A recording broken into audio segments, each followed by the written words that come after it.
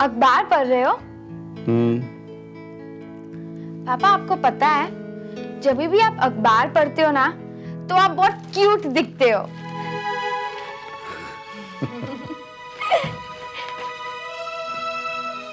क्या बात? कुछ भी नहीं, ऐसे ही। बताओ ना क्या बात। पापा, हर इंसान से गलती होती है ना, तो उसे सुधरने का दूसरा मौका तो देना ही चाहिए, राइट? बिल्कुल देना चाहिए। तो फिर आप प्रियंका को मॉडलिंग करने क्यों नहीं देते? ओह, तो तुम अपनी बहन की पैरवी करने आई हो? नहीं, मैं तो यूं ही पूछ रही थी। तो मैं यूं ही इसका जवाब तुम्हें देता हूं। गलती की है ये मालूम हो जाए तो जानते हो इंसान को क्या करना चाहिए? माफी मांगनी चाहिए। और जब इंसान माफी मांगता है तो उसके चेहरे पर सच्चाई नजर आने लगती है, और जब सच्चाई नजर आती है तो उसे दूसरा मौका दिया जाता है। और बेटा, ना तो किसी ने मुझसे अभी तक माफी मांगी है और ना ही कोई सच्चाई किसी के चेहरे पर मुझे नजर आई है। माफी वो तो अभी मांगेगी। प्रियंका, कम ना। अरे कम यार। अरे हाँ ना, बैठ। पापा, आज मुझे एक मीटिंग के लिए जाना है। तो सॉरी बोल के चली जाना। सॉरी। दूसरों के कहने पर माफी मांगने से चेहरे पर सच्चाई नजर नहीं आती। तुम अपनी बात से शर्मिंदा ही नहीं हो, तुम तो सिर्फ इसलिए माफी मांग रही हो क्योंकि ये बोल रही है। पापा, अब तो आपको मेरा सॉरी कहना भी पसंद नहीं है, इसलिए आप मुझे झूठा कह रहे हैं ताकि मैं घर से बाहर ना जाऊं। लेकिन ये मीटिंग मेरे करियर के लिए बहुत इंपॉर्टेंट है, मैं इसे मिस नहीं कर सकती। सुनिए, जाने दीजिए ना उसे। वो कह रही है वो जल्दी आ जाएगी। जल्दी आ जाओगे ना प्रियंका? पापा को प्रॉमिस करो कि आप जल्दी आ जाओगे। मम्मी, काम है, देर भी हो सकती है, मैं कैसे प्रॉमिस कर सकती हूँ? It's impossible. तो तुम्हारा इस घर से जाना भी इम्पॉसिबल है। You understand?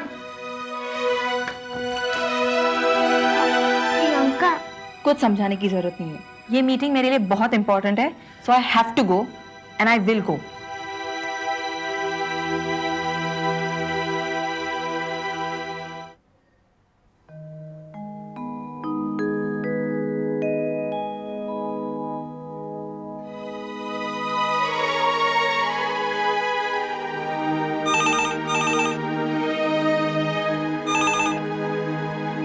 हेलो, अनवर भाई, तारिक बोल रहा हूँ। हाँ तारिक साहब, आदाब। ये क्या हो रहा है अनवर साहब? अचानक ही सुहेल को आखिर क्या हो गया है? तारिक साहब, वो कुछ घरेलू बातों से जरा परेशान है और कुछ नहीं। आप इसे जरा कह रहे हैं? वो मेरी बेटी से सगाई तोड़ रहा है और आप इसे जरा कह रहे हैं? क्या? यानी बेटे ने बाप को इत्तला करने की भी जरूरत नहीं समझी। उसने मुझसे फोन पर कहा है कि वो आरजू से कोई रिश्ता नहीं रखना चाहता। इसका मतलब क्या है? तारिक साहब देखिए, मेरी बात सुनिए।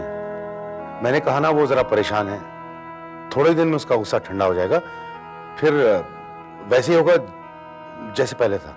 आपकी आवाज आपके दिए गए भरोसे का साथ नहीं दे रही तो वो मेरी बेटी का क्या साथ देगी? देखिए, आप मुझे थोड़ा वक्त दीजिए, मैं सोहेल से बात करके आपको फोन करता हूं। अगर सुहेल ने ये सगाई तोड़ दी तो कोई आदमी मेरी बेटी का हाथ नहीं थामेगा। देखिए, इसलिए तो कह रहा हूं कि मुझे थोड़ा वक्त दीजिए, बेसब्री से कुछ हासिल होने वाला नहीं। देखिए, मैं सोहेल को जानता हूं, सब ठीक हो जाएगा। ठीक है, आप कह रहे हैं तो अच्छा, खुदा हाफिज। जी, खुदा हाफिज।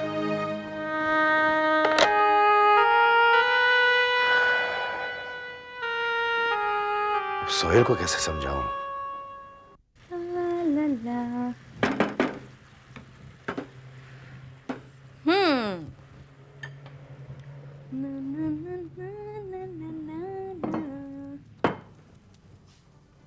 क्या बना रही हो संध्या?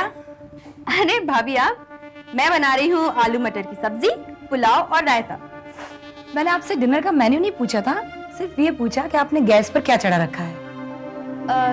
गैस पे मैंने आलू मटर की सब्जी चढ़ाई है भाभी। ये तुम खुद ही खा लेना, क्योंकि आलू मटर से माताजी और पिताजी को बदहजमी हो जाती है, इसलिए मैं उन्हें खाने नहीं देती हूँ। बाकी तुम्हें कुछ बनाने की जरूरत नहीं है, मैं खुद ही बना लूंगी। ठीक है, तो मैं कल बना लेती हूँ। नहीं, आज से तुम्हें खाना बनाने की फिक्र करने की जरूरत नहीं है, मैं खुद ही बना लिया करूंगी। अरे बहू, क्या कर रही हो तुम भी? अरे संध्या को भी घर के कामों में हाथ बटाने दो ना।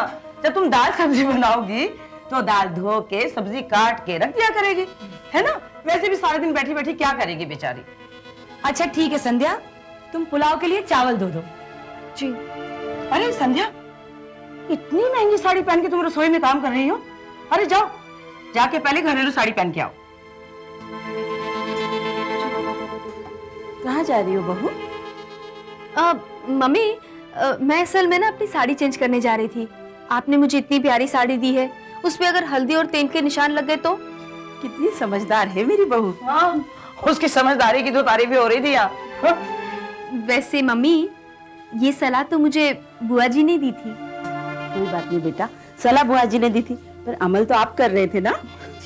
मम्मी, मैं कपड़े बदल कर आती हूँ। हाँ बदल। क्या बना रही हो साक्षी? जी, आलू मटर। आलू मटर? तुम्हें तो पता है ना कि आलू मटर से हमें प्रॉब्लम होती है, फिर क्यों बना रही हो? खैर छोड़ो, सबसे पहले उनके लिए एक कप चाय बना दो, और अब ये मत भूलना कि उसमें चीनी नहीं पड़ेगी। अच्छा?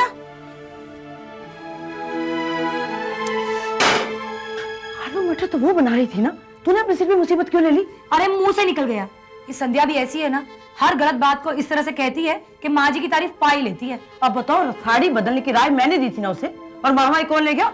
ये कल क्या ही नहीं बेगम। यही तो अंदाज है उसका, हर बात को इस तरह से कहती है कि दूसरे की दी हुई सलाह भी अपनी सोच नजर आती है। अरे जनाब, आप चिंता मत कीजिए। अरे मैं आपको ऐसी पैकेज डील दूंगा कि आप हांगकांग तो क्या, बैंकॉक, पटाया और सिंगापुर भी घुमाएंगे। अजी हाँ, अरे बेस्ट फ्लाइट से भेज रहा हूं आपको। हाँ हाँ ठीक है, मैं आपको 1 घंटे में बताता हूं। ओके जी।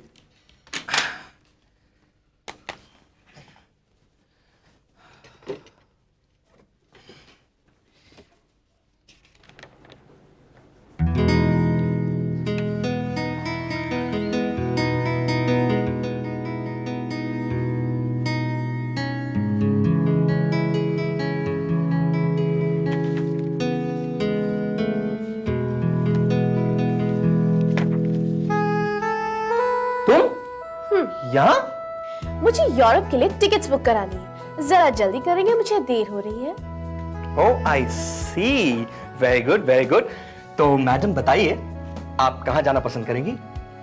उन जगहों पर जहाँ पर प्यार करने वाले जाते हैं, स्विट्जरलैंड, एम्स्टर्डम, पेरिस या मॉरिशस। तो आप अकेली जाना चाहती हैं, आपके साथ कोई और भी? आप भी कमाल की बात करते हैं। प्यार करने वालों की जगह पर मैं अकेली क्यों जाऊंगी? मेरे साथ मेरे वो भी तो जाएंगे। ये आपके मिस्टर वो, उनका कोई नाम तो होगा? जी मैं उनका नाम नहीं लेती हूँ, मैं उन्हें वो ही कहती हूँ। अच्छा तो ठीक है, मैं टिकट में उनका नाम मिस्टर वो ही लिख देता हूँ। आप वो मत लिखिए, आप ये लिखिए। ओह, ये नाम तो कुछ सुना सुना ऐसा लगता है। और वैसे आपकी शक्ल भी कुछ जानी पहचानी सी लगती है। ओए तू पहचानता नहीं अपनी ताई को? कौन ये तो यहाँ टिकट बनवाने आई है। नमस्ते अंकल। टिकट बनवाने नहीं, तेरी टिकट कटवाने आई है। सुकून बेटी, समझा इसको। ना तो ये इतना समझदार है और ना ही मैं इतना बेवकूफ। क्या मतलब? आपको मालूम है? मगर ओए मगर मिलेंगे तालाब में, यहाँ तो दिल मिल रहे हैं। और श्रीकांत जी ने मुझे इसके बारे में सब कुछ बता दिया था, समझा न कट्टू? तो अब तक आपने मुझे बेवकूफ बना के रखा हुआ था और अनजान बनकर सब कुछ उगलवाते रहे। देखो ना सुकून, अभी तक ये सब जानते थे और मुझे उन्होंने भनक भी पड़ने नहीं दी। मुझे तो मालूम था, इसलिए तो मैं यहाँ इतने आराम से आ गई। तुम्हें भी? ओए अभी खड़ा खड़ा क्या देख रहा है? जा हमारी बेटी को जाके कहीं लंच खिला। सच? मुझ thank you so much sir, I mean uncle. Rajid को बुकिंग्स के बारे में समझा दे, जा। Right uncle.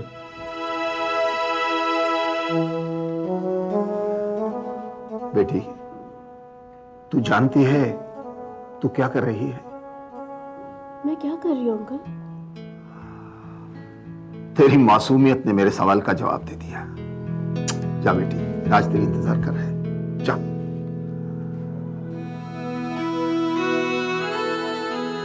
अगर प्यार करने वाले किसी से डरते तो इस दुनिया में श्री फरहाद, लैला मजनू कभी न पैदा होते।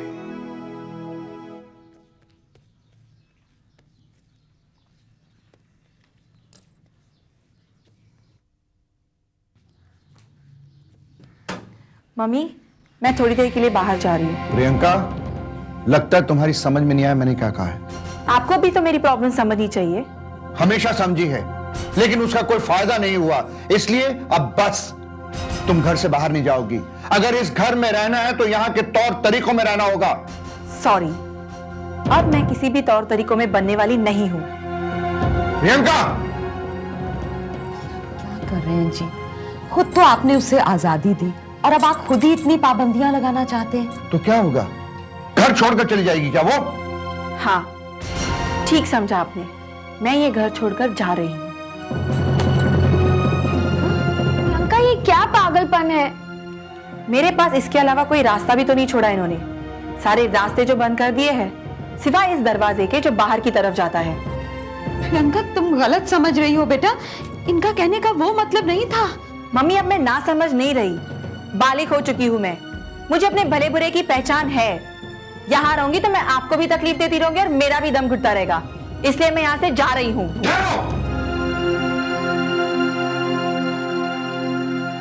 एक बात याद रखना, अगर तुम्हारे कदम इस दहलीज को पार कर गए तो वापस नहीं आ पाओगे। ये क्या कह रहे तुम चुप रहो। अगर इसे हमारी परवाह नहीं तो हम इसके लिए अपना खून क्यों जलाएं? जाओ जाओ, जहां जाना है और करो जो करना है। प्रियंका, मत जाओ प्रियंका। प्रियंका प्लीज।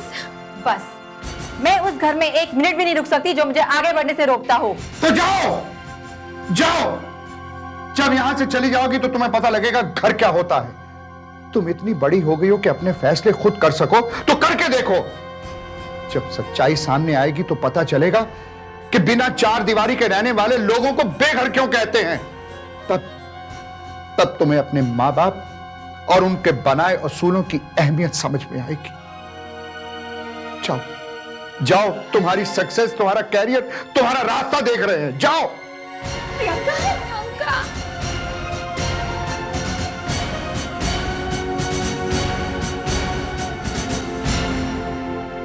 उनसे कह दो कि ये मीटिंग कैंसिल है।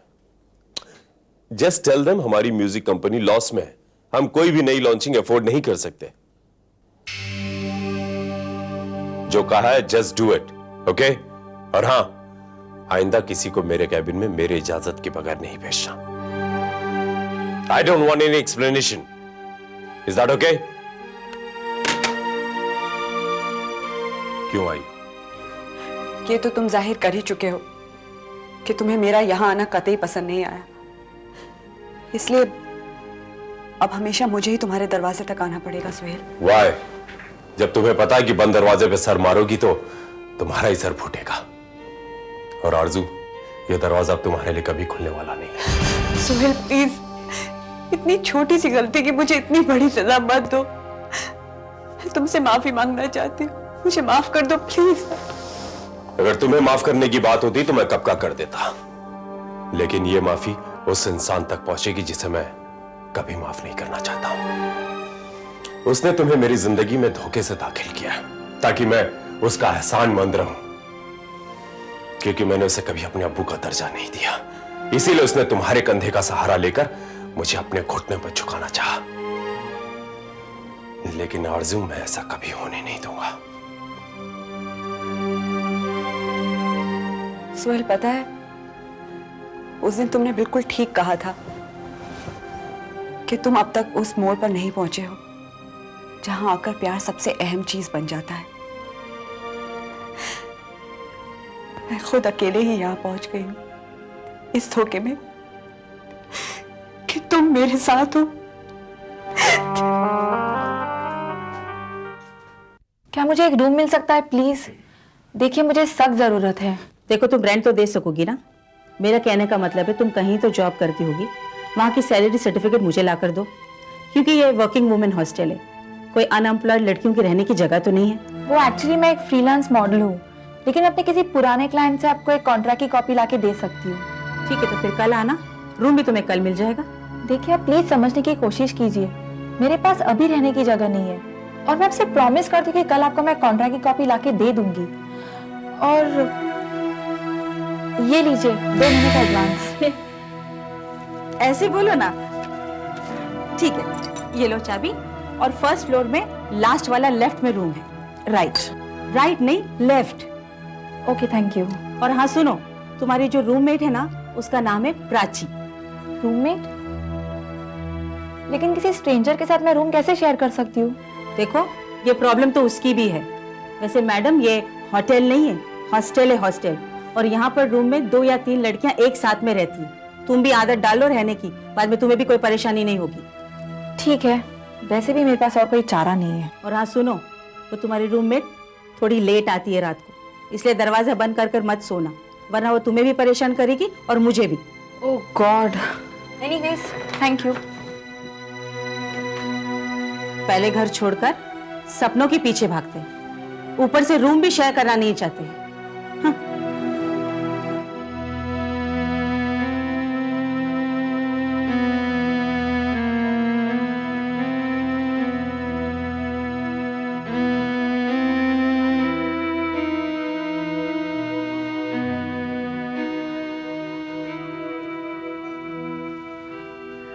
गीता, बहुत रात हो गई है, अंदर चलो।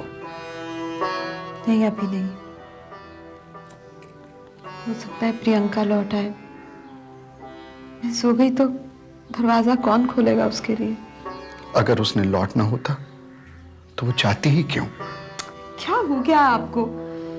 कल तक तो सिर्फ प्रियंका में बदलाव था, आज आप भी ऐसी बातें कर रहे हैं। ऐसा क्यों कह रहे हैं कि वो नहीं लौटेगी?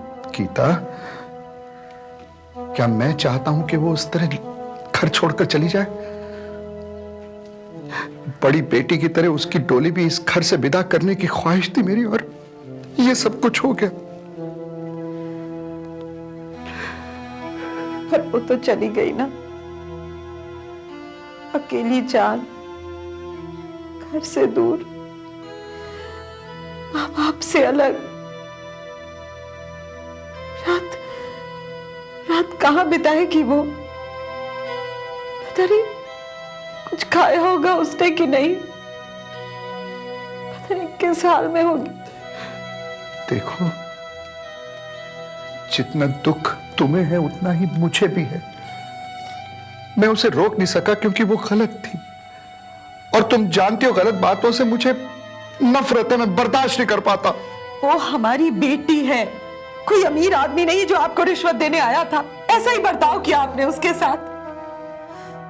अच्छी है, नादान है, समझ के उसे माफ भी तो कर सकते थे। किया था माफ किया था मैंने, लेकिन वो समझती कहां थी। जिस तरह पेश आ रही थी वो गलत था। आपके इस सही और गलत के हिसाब किताब में मेरी बेटी घर छोड़ के चली गई है।